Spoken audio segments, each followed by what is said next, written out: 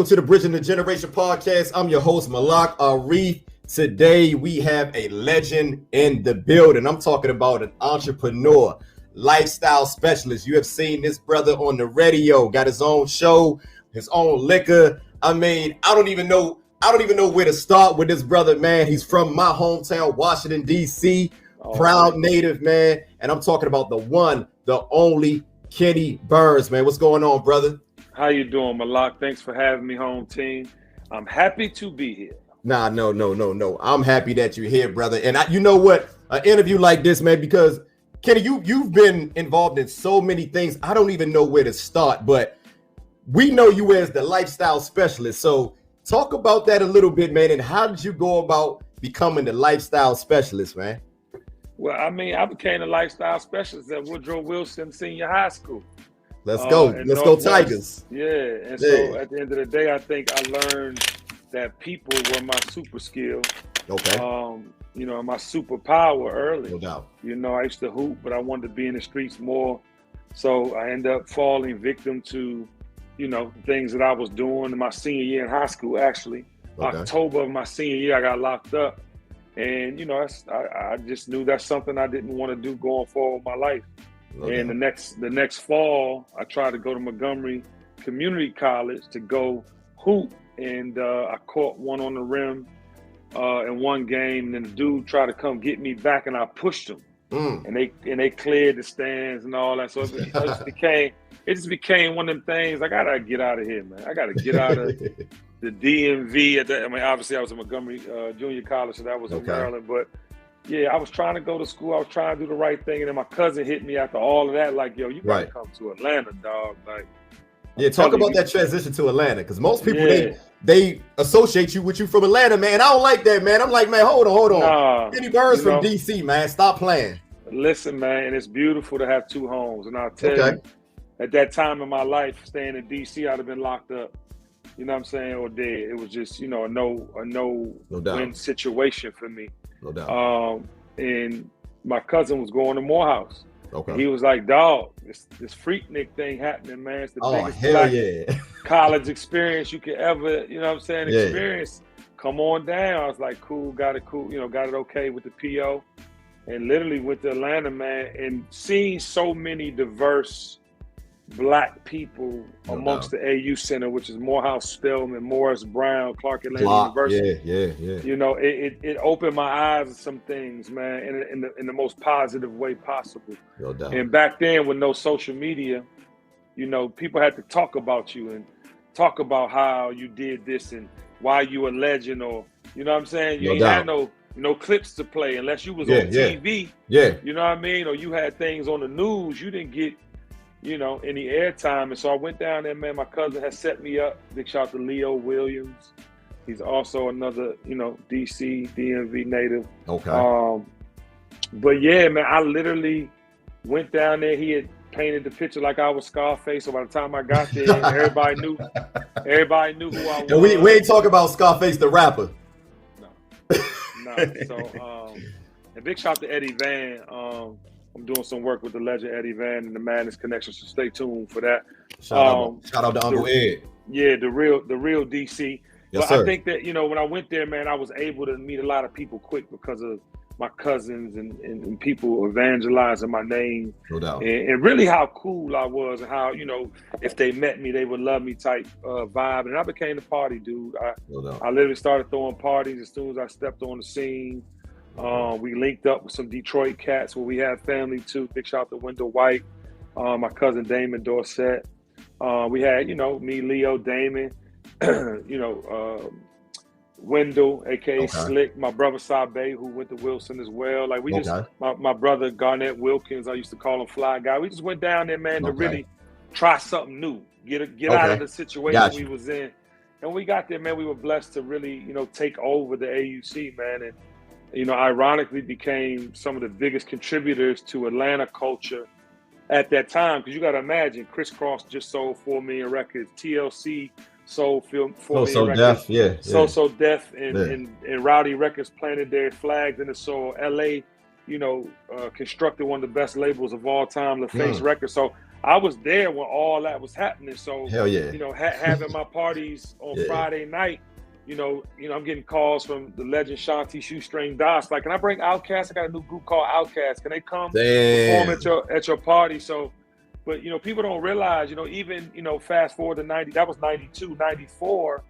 You know, getting there, 94 is when, you know, the Big Mac, the Biggie Smalls and Craig Mack thing came. I remember that. Yeah. And this is also too around the time for Outkast. And then 92 is when I stepped foot in Atlanta, though. And that's 30 years ago. Right. So you was pretty much in Atlanta like right before like this whole migration to Atlanta. Like you got there. I was here when it started. And that's why I can never not say I'm from here too. I've been here 30 years. I've been in Atlanta longer than I was in DC. I grew up in DC. And it taught me everything I know. Right. And clearly I've given DC so many different, you know, lights, you know, and not, what's the word I'm looking for? I gave it so much, you know, I mean, I put on Wale. I opened up the rap door for no doubt. You know? I paired Wale with UCB, which I actually tried. A lot of people don't know this. I tried to sign UCB to Rockefeller, but it didn't work out. That would have been a look. That would have been a look. Yeah, I wanted to sign him. But I put so much of my energy into DC and helping the DMV actually form, because when I was there working Wale and trying to get people to listen, they were like, "Oh, that Bama from Maryland. They ain't nobody." You know what I'm saying? No, he from Mo County. Yeah. But regardless of where he was from, he was a talent. No doubt. And nobody from Washington D.C. can't say they don't have family in Virginia, from Virginia, or in Maryland, from Maryland. So I was trying to unify the city. And what I was doing was I was taking D.C., Maryland, and Virginia and making it one, because I felt like we can get more out of the unity. No doubt. As records. I mean, everybody needs to always realize this. D.C.'s 10 miles by 10 miles. Exactly. It ain't like we're a district. We ain't even a city for real. No doubt. So with that said, man, the DMV came about. Wale went crazy and opened up the doors for all the rappers that have come since then. But Atlanta, man, is my home too. I raised my kids here. You know, I've made a name for myself, and everything, honestly, I've done in Atlanta, to your point and to your question, or your statement rather, you know, that was the beginning of Atlanta's contribution to pop culture, and I was there in the middle of it. No doubt. I want to go back for a second, because you mentioned, you know, how, you know, bringing a lot of things from the city, you know what I'm saying, bringing it to, you know, you kind of brought some things to Atlanta. And when I think about that, I think about how I would call you like a curator of culture. You know, is it safe to say that? And where does that come from? It comes from Washington, D.C. Growing up in D.C., we were a melting pot of cultures. Well, a lot of people don't realize, you know, living, you know, in Adams Morgan, living uptown, you know what I'm saying, on 16th Street, like, you know, living over there in Northeast at the Heights over by John Carroll, and you know, playing basketball, growing up at Turkey Thicket, with what that was, and everybody, if you know what Turkey Thicket was back in the late 80s, early 90s, you know, be rocking. So like, but being around all these cultures allowed my style to form. You know what I mean? No doubt. I've been putting that shit on since a child, you know what I'm saying? I'm talking about at a high level. And big shout to the Madness Connection again. I used to buy 3 back then in the late 80s, early 90s. Gucci's was $150 for the low tops, $250 for the high tops, and Eddie Van and the Madness Shop sold them for double, because the Gucci store in DC didn't sell the tennis shoes. You had to go to Atlantic City or New York. Okay. But I'm a young at 14, 15. Damn. That I'm wearing Tony Alamo jackets, the sold out joint. I'm wearing them Jones. They was $1,500. Said the Tony Alamos. Damn. They was $1,500 a pop then. You know what I'm saying? Yeah. So, I mean, but I was very active early, and fashion was my game. You know, it was almost impossible to hustle, because I would try to dress up on the strip. You know what I'm talking about? It's no like, doubt. You hot. And actually, I got locked up, I had on a jacket that was way too flashy for the strip, and they told my ass up. Man, we know about y'all Wilson dudes, man. Y'all like Wilson dudes. One thing, cause I know a lot of people that went to Wilson, man. One thing I say about cats from Wilson, man, y'all some fly dudes, man. Like they gotta, Wilson dudes, them coolest dudes, them dumb. Y'all, I gotta put Wilson up there with the top, man. Yeah, no, Uptown holds it. You know what I'm saying? I'm gonna keep it 1,000 while. No, that's a fact. That's a fact. I can't hate. They hold the title. Yeah. You know, and big shout out to Southwest because that was Wilson was zoned for Southwest. Jefferson, all the kids from Jefferson go there. Yeah, but that's you know, the crazy thing about that Southwest, you know, Southwest is, I mean, technically Southeast. You know what I'm saying? There's a bridge separating the two. No doubt. But I think a lot of the energy came from Southeast, Southwest up that way too. And then when you met Uptown, you know, I wasn't like some of the Uptown kids. You know, when you look at the Uptown kids, you think good families. You know and my mama, listen, my mama, my aunts, my grandmother loved the shit out of me, but I didn't have that father figure. And God rest his. My father actually just passed in January, but I had to kind of be. Thank you. I had to be in the mix. You know what I'm saying? But the one thing about the Uptown dudes, you go anywhere in the city and get money. At least I could. I know that's right. So look, I want to shift gears for a second, Kenny. Like I said, you arrived in Atlanta, what we talking, 92, 93, around that time? 1992 is when I touched soil, came home, did what I had to do to come back that fall. I was in Morris Brown College, fall 92. Okay, so you was actually going to school out there too as well? I tried. Okay. All right, so look, now you in Atlanta. You know, like, what were some of the mentors that, you know, that took you under their wing? You know what I'm saying? And is that something that you do as well, you know, now that you know, a vet in the game? Yeah, that's all I do. And, you know, I have thousands of mentees, whether it be direct or from my influence. And I think that, you know, if it wasn't for guys like Dallas Austin's brother, Claude Austin, God rest him dead, David Gates, you know what I mean? Like, you know, I was, you know, Kevin Wells, like there were a lot of people here that were from here, you know what I mean? Like, Kevin Wells, for instance, he did the Monica Miss Thing album. You know what I'm saying? Yeah. But my first job, Claude Austin and Dave gave me at Rowdy. Kevin had left, so I got the Monica project. Wow. You know what I mean? And they were trying to put Don't Take It Personal out like 2-3 times. It didn't work. I got her on the Black Expos, which was like the Essence Fest back in the day.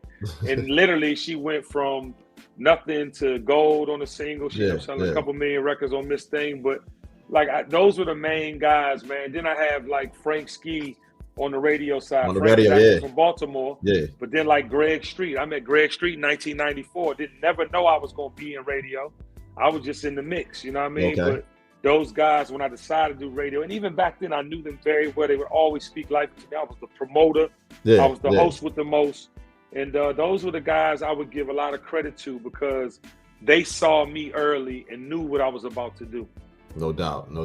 Now, like I said, you mentioned a lot of legendary names right there, but I want to talk about this brother right here because I know that you had a special and a personal relationship with this guy, and I'm talking about the legendary Andre Harrell. It's like my father. Talk about what this brother meant to you as far as just mentorship, friendship, whatever. You know, talk about Mr. Harrell a little bit. Malak, great question, man. You know, I was in Atlanta in 1996, and my probation got weird. And so they sent them people to come get me. Like it was a real technicality. Okay. Like I was back then, I could fax my report sheet. I could fax it to my parole officer. Right. Yeah. And so long story short, they said they wouldn't give my text. And so I'm sorry, my text, my faxes. So long story short, I wish it was a text. Then I would have had proof. Right.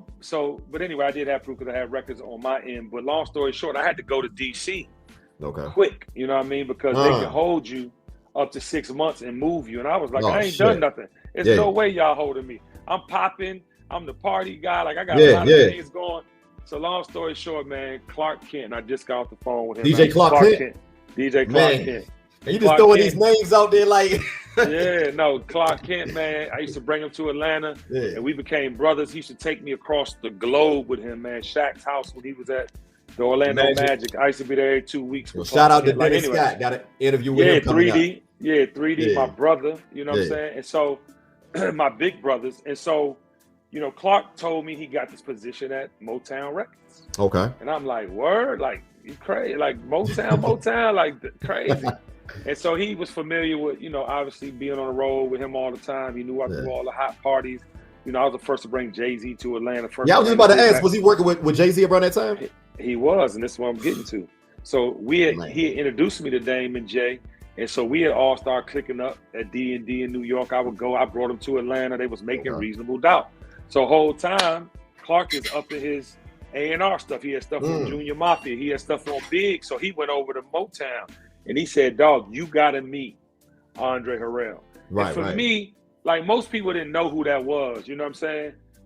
But me, I grew up like Jodeci, Uptown Records, Williams, yeah, Mary J. Blige, Father MC, like all them records that he yes, was doing. sir. Heavy D. Man, Heavy what? D's first record, Sample Go-Go. And so for me, like, this was like holy grail shit. And you got to imagine, I don't care about no music business. I'm a street guy that's getting money in they world. So I'm looking at the plays. I ain't looking at being cool with y'all. You're looking at the play. Yeah. I wasn't looking at being cool with everybody. Like, 'cause that's not, I got my core to this day. And I feel like I've met so many amazing people along the way and we shared moments and we had moments, but I can really count on my hands and toes my friends, right? So, and I have a lot of great acquaintances, a lot of great partnerships. Right. But I take friend, family very seriously. And I have, like I said, friends, and I have some family that aren't blood that became family. And Clark is one of them. And Andre became one of them. So I met him, man. He was a like-minded spirit. He saw me. He saw my personality. You know, he taught me about real culture and lifestyle and how to adapt and adjust in a business that really was unforgiving to Black men. You know what I'm saying? They wanted our talents. Explain that a little bit. They wanted our talents. They wanted our access. You know, they knew we had certain style and presence when we showed up, and they never wanted to tell us how much that was worth. They wanted us to put it into artists and put it on records and do all these things. But Andre taught me how to decipher, okay, I could do all that, but I could really get paid for doing the same thing. Wow. You understand me? Yeah. So that's a fact. the light for me really switched when I met Andre Harrell, because he spoke that into me. He's like, this is how he used to talk. He'd be like, oh, shit, this nigga Kitty Buzz. Oh, shit. This is the flyest DC nigga. Oh, this nigga brings DC to every party. Like, the nigga would really, every time he referred to me and got excited, he would add DC in the mix, because I reminded him of the best of DC. No and so doubt. with that, man, he just showed me art. He showed me culture. He allowed me to make six figures and grow and make records. And, you know, I broke 702 Stilo and 92Q in Baltimore. I just doing things, not even knowing my personality was what everyone was buying into. Of course, I had good records. But you know, he taught me how to tap into my real superpower, and that was me and my personality and how I connected with people. And now I do that in each business venture that I go into. I bring all of me. I introduce new people into the phrase and fold. I take superstars that don't quite know their light. Now to your question of how do I mean, yes, I take people that don't even know their superpower, tell them their superpower, show them how to use it, get money with them, or send them on to get money on their own. But I've been doing that, honestly, you know, since Andre Harrell taught me that. Clark Kent started it. He kind of taught me like, oh, you got an exceptional ability that you get paid for on that mic. Then Dre taught me, you are like, you're different. You can forge your own path. And that's what I've been doing ever since. That's one thing I love about being from DC, man, why I take pride in being from here, and why when I look at brothers like you, it's an inspiration, because I feel like we have a lot of untapped talent here. And I feel like there's a certain uniqueness. Every area, every city, they feel that they have their own uniqueness. But I tell you one thing, it's nothing like DC. So nothing. It's nothing like DC. And one thing I love about, you know, hearing your story, you took what you learned from growing up here in DC, and you went ahead and pivot in Atlanta. And now people are seeing the greatness that we have from the city, but you bringing other people in. So I want to talk about this. I want to say something go to ahead, that, though. Like DC has been with me my entire journey. Though I moved to Atlanta, you know, when I was at Rockefeller, Vice President Rockefeller, I had Aja Amani t-shirts on the whole state property. I had them in every video. Like I've always looked out for the home. You know, it's all good. No, but I've been putting on for DC my entire journey, man. And so everything I've ever done, you know, and the beauty of like culture, man, this is what I learned from Andre Harrell. Like at the end of the day, man, it's a blessing to know more about the world that you can implement it in your game. You know, when I started, you know, learning about art, you know, when I started learning about the things that eventually helped me in my business acumen. You know, it came from being other places. That's why I always suggest, you know, go travel the world, see some things. You know what I mean? It's good to be from somewhere. Right. You're always going to take, that's always going to be a part of you. You know what I mean? But see the world, man. We only get one life. No doubt, no doubt. Now I want to talk about culture shifting. I remember you saying I was watching an interview and you was talking about, you know, like how culture changes like every 2 to 3 years or something like that. If you don't mind, expound on that a little bit. Like what do you define as, like, you know, identifying culture shifted? I think it's every 10 years. Okay, and I think that society goes through lows. You see right now, you know, Russia's at war with Ukraine. We had a pandemic. We had probably the most fierce racial tension-based political election in the last 30 years. Yeah, you know no doubt, no doubt. Yeah. And it's dark. It's heavy. You look at the music. Drill music is super important and popular, and people talk killing kill, die. Everything is dark, but everything in the dark has to come to light. And I feel like when you look at history, you know, even back in the day, when you look at like Nirvana in whatever the rap was, it was dark. What they call that, like grunge rock, I think. Yeah, it was grunge. You know, here's a better example. When you look at like NWA. Okay, talk about it. I mean, and then 10 years later, you had all the fun. You know what I mean? So I think it's cycles like that. You know. Okay. You know, and it ironically goes with the economy when you think about it. Like when people are doing good, everybody's happy. No, that's a fact. I want to shoot people in the face. It's like they get bored, man. You know, we got to see something different. But I think culture, and that's another reason why everybody should always know that everything that happens in the world affects you. You know, and as you get older, you see that obviously with, you know, I don't know if you're a homeowner, but when you get home ownership, there's great times to get your rate lower. Other times there's not, and it's all having to do with the economy, inflation, what's going on with the prices of oil. No doubt. It's all tied. When it's time to sell, you know, you buy, and other way around. Yeah.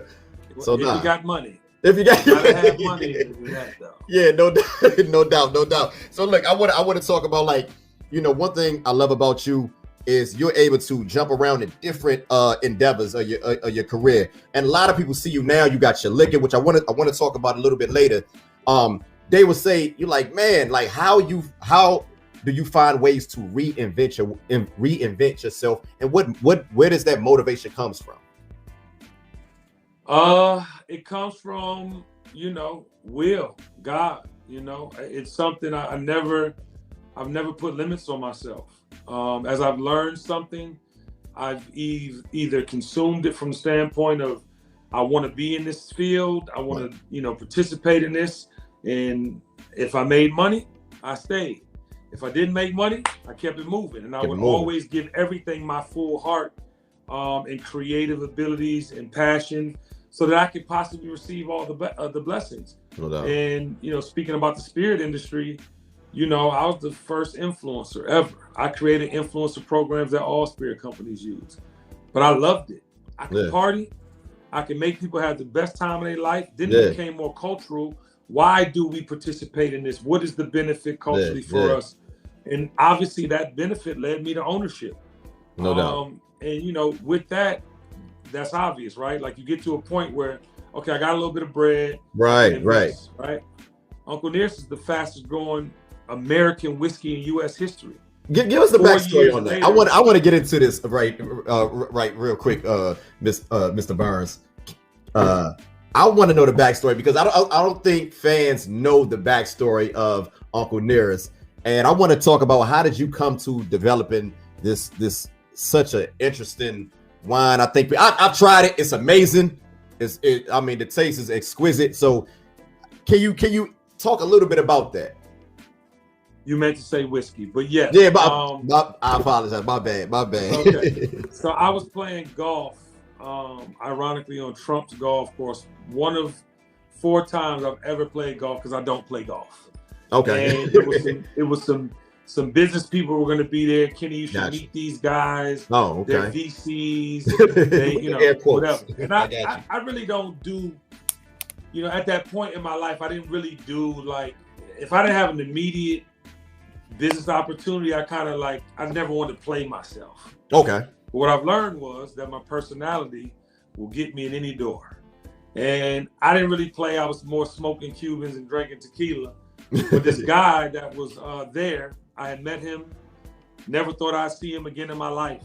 And one day I got a call from a mutual friend saying he was trying to find me, that they were raising money for this spirit. And I was like, all right, bet. You know, what's up? He's like, you're going to love the story. I'm like, what's the story? He's like, it's about the slave that taught Jack Daniels how to make whiskey. I was like, I'm in. Wait a minute. You know, because anything I've ever learned about spirits is that if you have heritage, if you have, you know, legacy involved with the amazing story, right, or legacy involved where you could trace it back to these, you know, interesting times, then that made for. And if the juice was amazing, no doubt, you know, the juice in the bottle was amazing. Forget about no doubt. So immediately I was like, ding, ding, ding, ding, ding, ding, ding, ding, and I was like, tell me more. And what, you know, once I got in touch with the guy, he was like, you got to meet this lady, Fawn Weaver. She resurrected this recipe that was, you know, made by this slave who taught Jack Daniels. I was like, oh shit, words? Like, yeah, she's a phenomenon. She's a force of nature. Wow. She's all these things. I was like, of course, black women will save the planet. Introduce me. And so I went to Lynchburg, Tennessee, man, and heard a story I never heard. You know, I think it was I was 44 at the time. 5 years ago, 44. And I was like, whoa, this is amazing. I want in. How can I help you? And at this time, I'm the number one guy in spirits. You know what I mean? Like I done made the most noise as an independent contractor. You the one kind of ushered the whole Ciroc thing, that whole movement. Well, the Ciroc thing became, you know, quick little story. So Puffett always tried to get me to work with Ciroc. And we actually had vodka wars. Everyone can Google Kenny Burns, Diddy, fight in club. Just put that in there. And so I had these amazing experiences, but I was my own boss. I didn't work for nobody. The companies that I was consulted for needed me. I was their guy. I was their culture guy. Puff, he was Puff, and there was no dancing around. Puff. Like I had to make my bones without him to get the attention. He always actually offered me several different times to work with, you know, Combs Wine, what would become Combs Wine and Spirits. But I said no. And he ended up offering me an opportunity to launch Revolt Television, and I took that. And ironically, working with him, you don't just work for one company. He offered me more money to come over to Combs Wine and Spirits, which he probably really wanted from the jump. Gotcha. So Apple Ciroc was my launch. Mango Ciroc, DeLeon Tequila. So yes, I did work with him on some spirits. But yeah, man, Uncle Nearest, I ended up leaving there in 2017, came home, had that conversation with Fawn Weaver, and not only we're the fastest growing American whiskey in U.S. history, in 4 years, we've won the most bourbon and whiskey awards known to man. No doubt. And we've just, you know, we can't keep it in stores. It sells out everywhere. No doubt. We've been on Oprah's favorite things list. And it's all headed by a black woman and supported by your lifestyle specialists. No doubt. Now, I heard you mention before, you know, one thing about the culture, when it comes to, you know, branding yourself, when it comes to moving forward and pivoting in this culture, ownership is very, very, very important. And you mentioned, like, earlier in your career, you was giving away ideas for free. So if you don't mind, talk a little bit about that and how much it means to you as far as like where you're at in your career now opposed to where you were at previously. Yeah, first I'd like to say that if you're a one-trick pony, you better motherfucking, you know what I'm saying, realize your real purpose, because we all have purpose. But if you're a one-trick pony, you're not meant to be a boss. Right. You're not meant to be leading nobody. And it's cool. Role players are as vital as bosses. I want everybody to hear me clearly. No doubt. You know, but for me, man, you know, I think that giving information is community building. Right now, every day, Monday through Thursday, I get free game in the 3 o'clock hour on my show because I feel like people need to have the information. I can give you the same information, the same blueprint I've had. I can give you everything I know. Doesn't mean you're going to do it like me, but one of those things are going to identify which is going to help you with your game. And I don't think people look at life like that. You know, I think people look at life like, I got to hold on to this shit, man, because if I let it go and they do it better, if I let it go, but see, that's insecurity. That's that creates or causes inner turmoil in the Black community. And to be honest with you, if you would just give the manufacturer, if you would just give, the contest, and there's scholarship opportunities nobody knows about but are very well qualified to give people that information. Right. Listen, that's where your blessings come from. That no one will ever forget that you helped them, and it costs you nothing. Yeah. I've helped personally thousands of people. I've helped 10,000s of people basically because of my offering. I can do things like this all the time. People be like, yo, you on the Breakfast Club, you doing this, that, and the third. Why you still do? My man's from Malak is from DC. I want to see him win. Thank you, somebody brother. can hear me on his podcast, not just you, because I know you're getting some game too. But if somebody hears on this podcast that they got Ken, that's gonna help him. No doubt. That's what I do for I just did a magazine cover. Big shout out to Inner City Magazine, local here in Atlanta. They probably shot me better than any cover I ever had. I got 800 covers in my office right now. You know what I mean? So I believe in people. I believe in the phrase "we all we got," and that's what I'm gonna do. I just told Clark Kent, ironically, again, I told you I was talking to him a little bit ago. He was like, "Man, I'm so proud of you, like a community leader." I went from fucking drug dealer, not caring about nothing but getting money, to married man, 23 years this October. Woo, 23 years. Jesus. 23. I got 2 functioning, great young Black men. Yeah. You know what I'm saying? Like, I'm breaking stereotypes. I'm breaking barriers. And I'm setting forth the new blueprint for youngers. Because guess what? We all need somebody.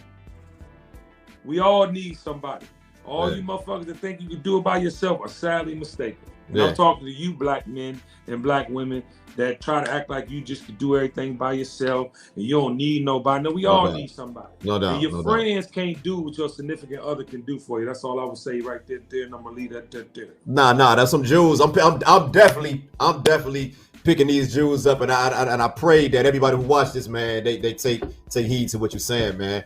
I want to change gears for a second because when I think about your career, when I think about guys in your position, and you are in a very unique position, I feel that you are one of one.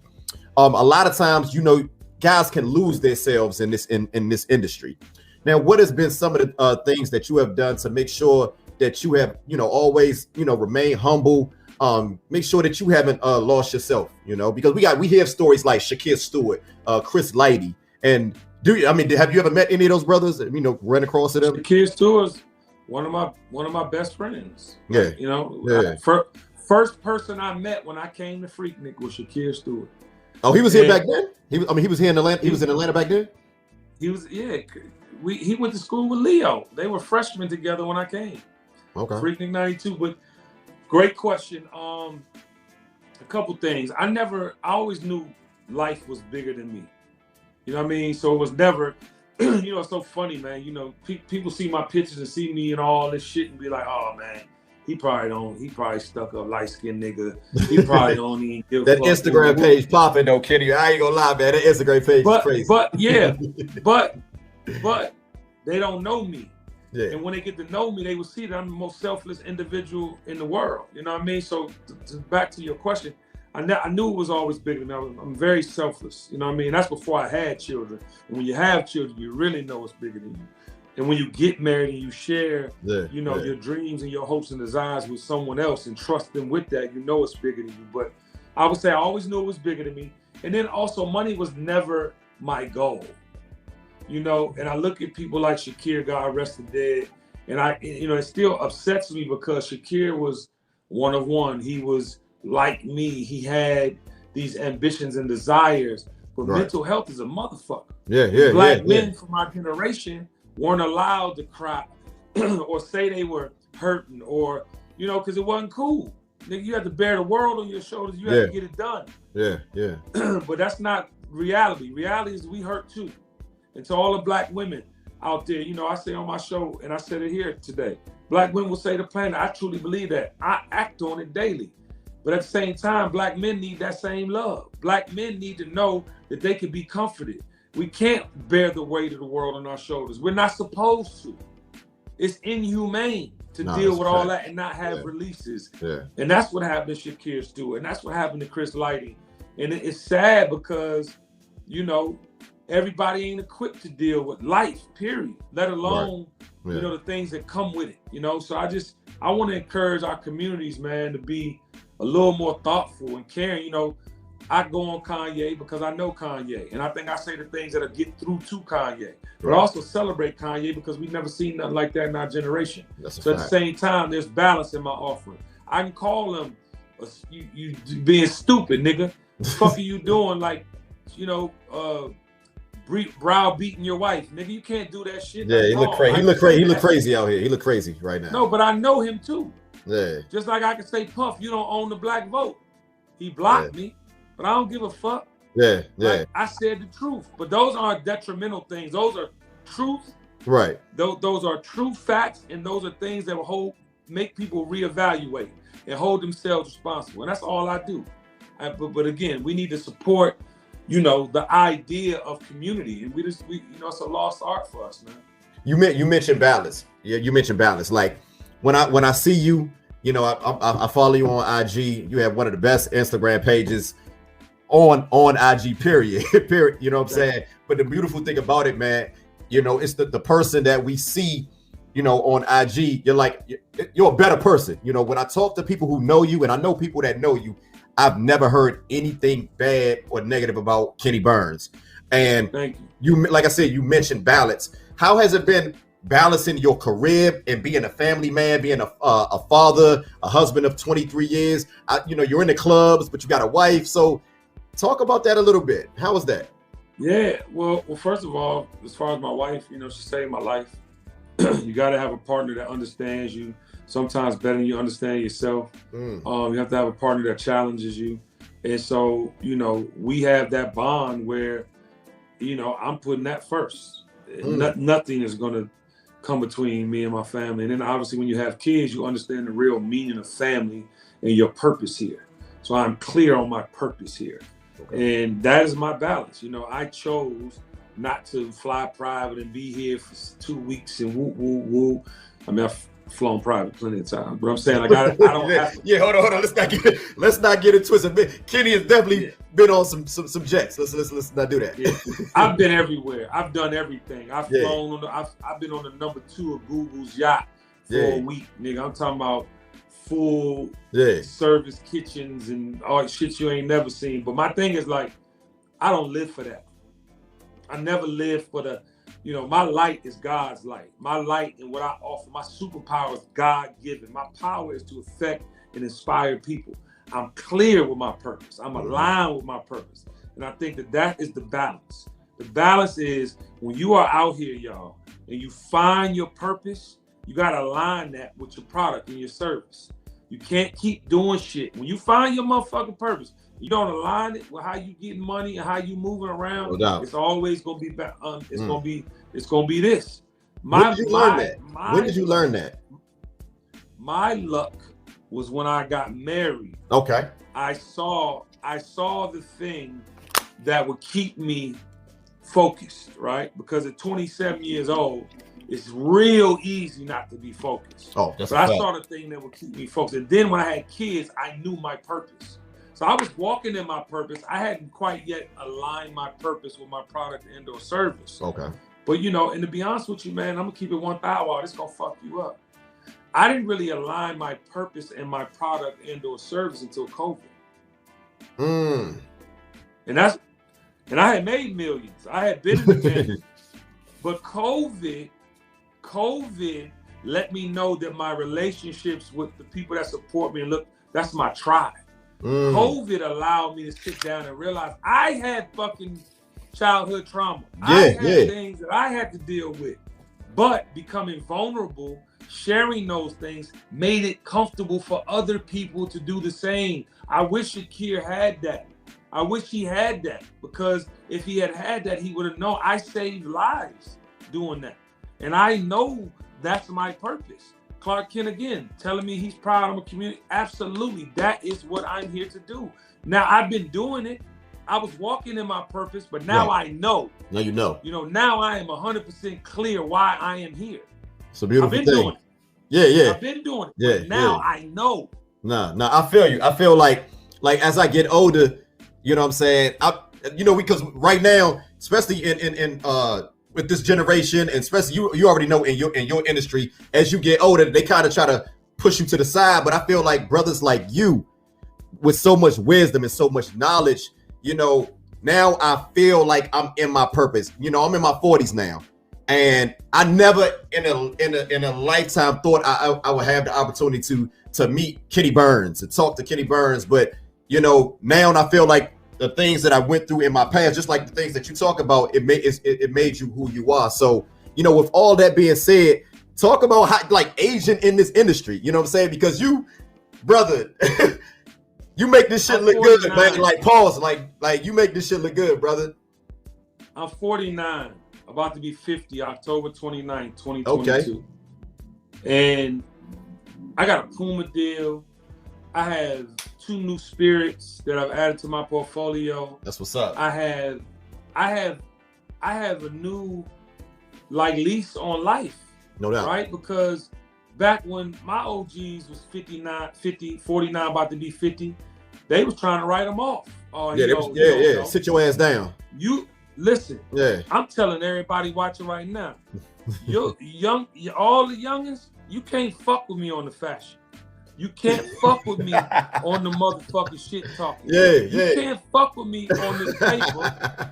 See, now that the paper here, you really in trouble. I'll go to 75. I will go to 75 on you niggas and still be relevant. You hear me? I'm stopping when I want to stop. Let me tell you something. I'm gonna run my shit right quick. Nah, go ahead and talk your shit. You can't push what's necessary out. The ecosystem needs Kenny Burns. And without Kenny Burns, some of you niggas won't get what you came for. But guess what? You gonna hear something from me that's gonna inspire you, nigga. That's facts. Yeah. Nah. Talk your shit. Like I said, I've seen it. I've been following you for over 20 years, brother. And to see how you just transition throughout your career, man, bringing so many people to the game, man, it's nothing short of phenomenal. I want to hold you here. I know you are busy, man, but I got a couple of questions I want to get on before we get up out of here. And one of the things I want to talk about, as we talking about, you know, the old generation, the new generation. One thing about you, I love how you, you know, like the younger generation seem to gravitate towards you, and you don't write them off. So talk about that a little bit. Talk about this old versus new, because you hear a lot about that shit, and I'm getting tired of it. Yeah, I think people who deal in that realm are suckers. You know, and I'm talking to all of them. If you ever out here talking about I don't like today's music, but I ain't writing you off. I just ain't gonna listen to your music. Exactly. But if I ever get a chance to talk to Dirt, or get a chance to talk to Baby, or Baby, I listen to Baby. Yeah. You know, I think it's preference. You ain't gotta like what somebody do to appreciate what they doing. Don't let that go over your head. You don't gotta like what somebody is doing to appreciate what they doing. They putting on for their families. They creating opportunities. And I ain't no hater. Now there are people I fry, and I try to fry them because you stand on dumb shit, like Kodak Black. Certain people that just will not, like, you know, my thing in culture too. Hold a nigga responsible and then try to bring them back to the light. There you go. Yeah. But the responsible gotta have some rules. Instagram don't cut these stupid motherfuckers off. People don't write they double down and pour gasoline on the dumb shit. They want more. Give us more. So and there's a difference, Malak, and I hope everybody heard the difference of what I said. We're not gonna hate on the younger generation. We definitely gonna point out the stupid shit though, so that you can get a motherfucking real understanding on how you can really last in this business. I'm here still. Yeah. You know how many motherfuckers dead, locked up, can't figure out the fuck how to move forward, and confused? Yeah. I'm still here, excelling at a high rate.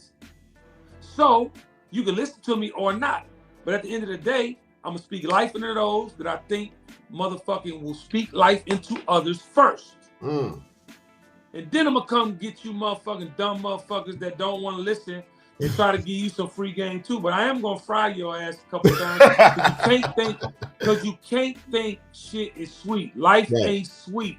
Right. The fact that you could be dumb and ignorant on Instagram just because don't make you special. Not 6ix9ine. He is broke today. Last year he had a bag. He is broke today because the dumb shit won't allow you to be great ultimately, ladies and gentlemen. Yeah. Nah, I hope y'all can decipher. I got it. I get it. What I said. I get it. And I hope people listen when you the way you broke that shit down. It ain't like you hating. You just telling you a living testimony. You a living testimony. You been in this shit for X amount of years. So you know what I'm saying? You seen it all. Because a lot of times, you know, people will try to say because you disagree with them, they will try to make it seem like you hating. But if you just pinpointing their wrongdoing, like who are you? You ain't got nothing. Kenny Burns ain't hating on who? For who you hating on? And to be honest, let's be clear for the record. Kodak Black got some of the best melodies in the world. But you, my brother, stand on the bullshit. Fact. You understand what I'm saying? Yeah. Lil Wayne, you supported Trump. They ain't got nothing to do with me. I don't think that's right. I'll say it's not right. But you the GOAT. You one of the best rappers in the history of the world. I can have take that from him. In my delivery.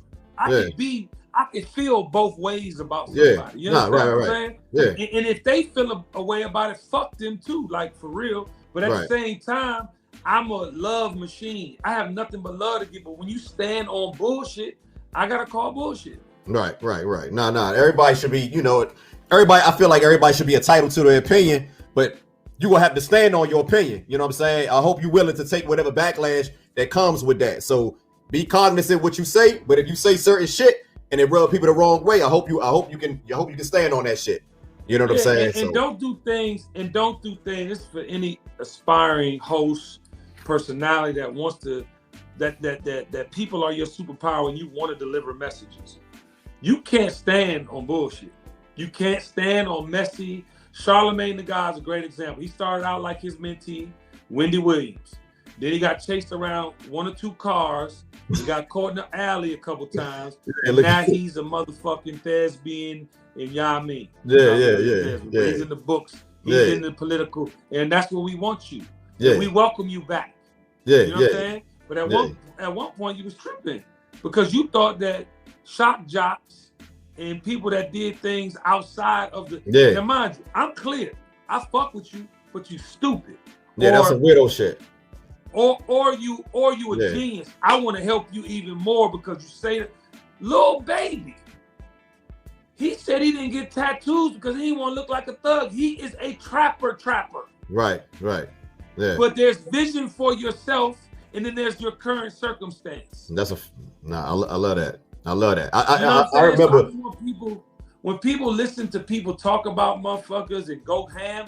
If a motherfucker spends all day doing that, they some suckers.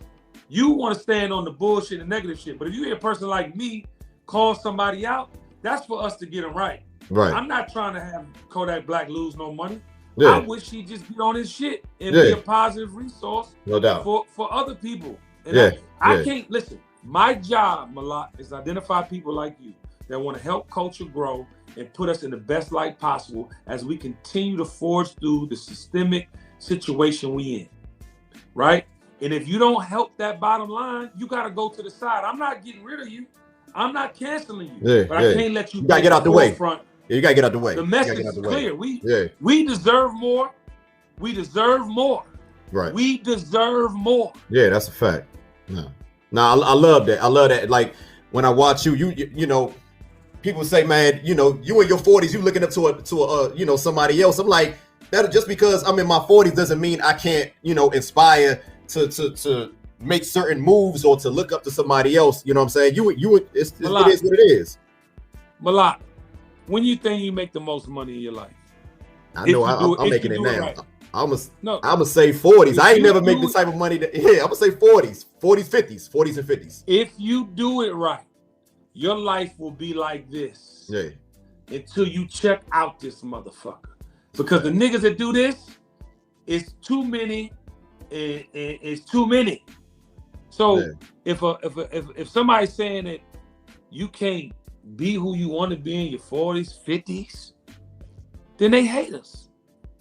That means that they don't have enough relationships unless they stealing, robbing, or just doing somebody wrong to get it. Because trust what I tell you. Let me tell you what I know about life. Relationships will get you everywhere you going.